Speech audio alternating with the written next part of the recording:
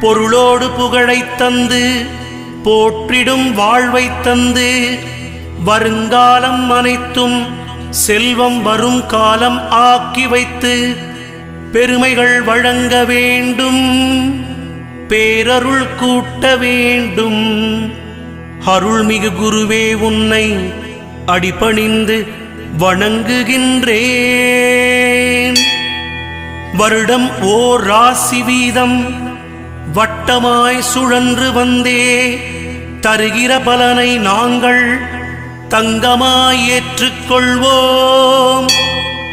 வருகிற நாட்களெல்லாம் வசந்தமாய் மாறுதற்கே அருள் தரும் உனது பார்வை அனுதினம் எமக்கு வேண்டும்.